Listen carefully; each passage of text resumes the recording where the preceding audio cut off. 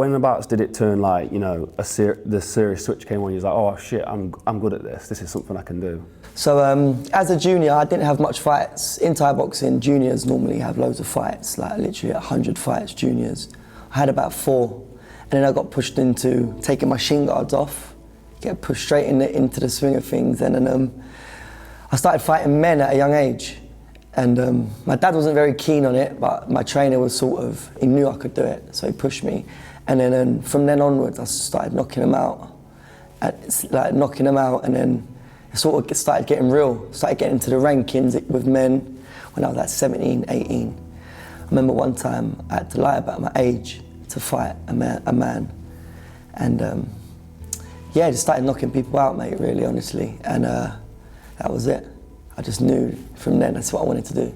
I mean, so as a young, so what age do you start fighting men at? My first pro fight, I did a junior fight at 13 and my first pro fight at 14. They've changed everything now. I think you've got to like fight pro now. I think you've got to be 18, but back then it was 16.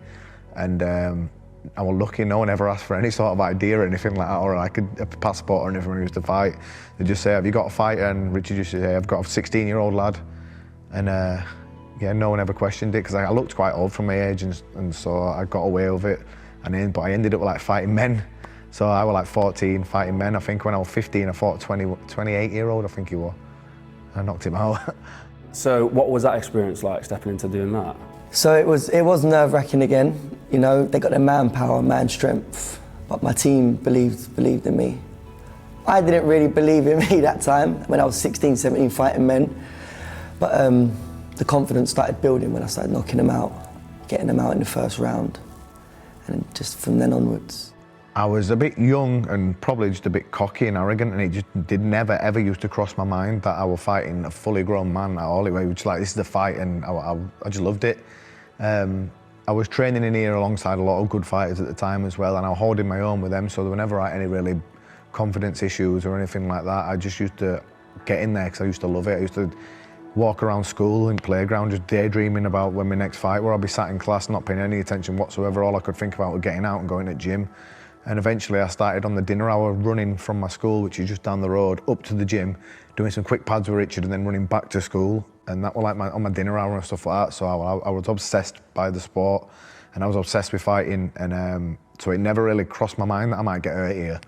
And went my first like 29 pro fights unbeaten. So it never really like crossed my mind that I could get hurt or there could be a possible injury or anything like that. I had tunnel vision of everyone I got in there with. I thought, I'm going to knock them out. I think my first 3 fights, I knocked them all out first round, I think. Okay, so for somebody who's not into Muay Thai, how would you describe the sport? Beautiful, the best. Muay Thai is the art, we call it the art of 8 limbs. You got your feet, your knees, your elbows, your punches, everything really. It's beautiful, good sport. It's a respectful sport as well.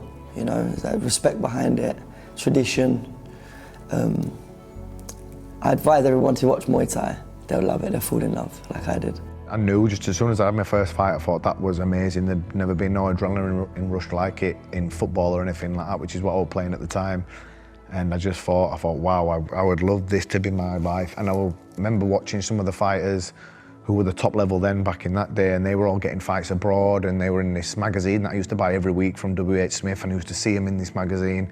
And I used to think, oh, I want my face on there. I'd love to be on the front cover of that magazine like some of these guys are. So yeah, it just took over my life totally.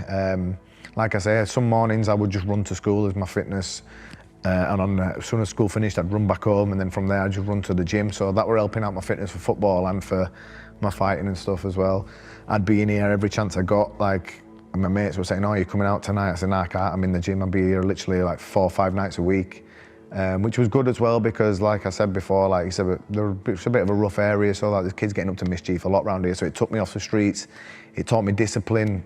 It taught me a lot of things. But yeah, I was obsessed by it from an early age. So the pain, does, you know, going through the rounds, does that eventually start to seep back in? Like I said, I don't feel anything in there. Like, you literally don't. You won't believe it, obviously, but it's after the fight you feel it. My elbow. I've had one fight before, I had an elbow war. So I woke up the next morning, I couldn't even straighten my arms. Like, my arms were just locked because of swelling, feet. It's just brutal. What he did in that first fight, he stopped me in round 3 with leg kicks. And he came out in round 1 and he started straight away trying to blast my leg to bits. In the first fight, I sat down after round 1 and my leg was in agony. And by the end of round 5 of him still kicking my fight in the rematch, I couldn't feel a thing still, but my mindset was so mentally strong then. I think he could have hit me with an iron bar in that fight and I wouldn't have felt it. After the fight, he hit me with a left hook in round 4 and he wobbled me a bit. And I remember thinking, oh shit, if he hits me again here, I might go. And I said to myself in my head, just call him on, he won't know. So I went, come on. And he just stopped and I thought, oh, I got away with that one. After the fight, the ambulance had to come and take me to hospital because I passed out in the after party and I got took to hospital. I had to stay in overnight. I had a really bad concussion. And that was with how hard he hit me in round 4. But I was in such a mental focus that it didn't even have any effect till after the fight. So I've had 3 losses. I've learned more than them on them 3 losses than I have any of the wins, you know. So I lost 1, I came back stronger, I won. I lost another 1, got signed to 1 championship. So it opened up doors for me. Made me realise as well, like, I am beatable and I'm coming up against the best in the world now. So I need to up my game and more fire. I'm a light. I'm a light. I'm on fire. I had a stage in my mid-20s and I'd had a lot of fights by then. And what happened was I had 4 losses on the bounce. I had 2 of them under rules that I never fought under, K1, which I only did it because there was a lot of money at stake in tournaments. Realised, oh, that were rubbish. And then my next 2 fights were against Sanchai, who was the greatest fighter of this generation for the last 25 years, and another stadium champion, Thai, and I lost both of them, and I'm thinking 4 in a row. Even though the 2 of them under the rules that I never fought for, thought you could wipe down, but I said, it's still not acceptable, it's 4 in a row. I thought, am I doing something wrong here? And I thought to myself, right, I'm having a year off, I'm not doing this anymore. I had about 2 weeks off and then someone got a call, said, do you want to fight in 3 weeks? All right, let's roll. And I did it and I won and I was back. And it was tough at the time thinking, oh, what am I doing? But I realised I'm doing it because I love it. And even in the fights where I've been getting a bit of an hiding, I remember still at that point, I'll be thinking, this is ace. This is it's just what I love doing and where I feel at home. Well, how would people apply that to their normal day-to-day lives? Like, do you think that's something that they can use, the negative stuff that happens to them? Yeah, you know, sometimes there's setbacks, minor setbacks, major comebacks. That's one of my sayings. So if anything's going wrong, it's hard to say don't worry about it, but things will get right, fit into place. Just keep going strong. So beyond the team, what else is motivating you? The 1 championship belt. Would you say that's an obsession? Obsession, obsessed. I think that's the belt, that is obviously the belt that everybody wants, and I've had and I've lost. So I want it more than anything now, again.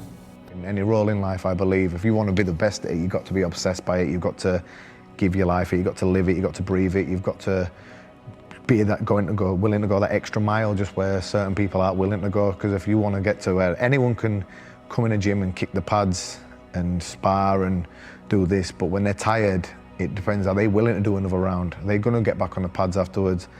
When you can't breathe anymore, you know, you've been hurt to the body in the middle of like round 10 of sparring and a fresh opponent comes in, are they going to get out or are you going to stay in and you're going to keep going? So obsession is massively important in anything, not just fighting, just in any walk of life where you want to be successful.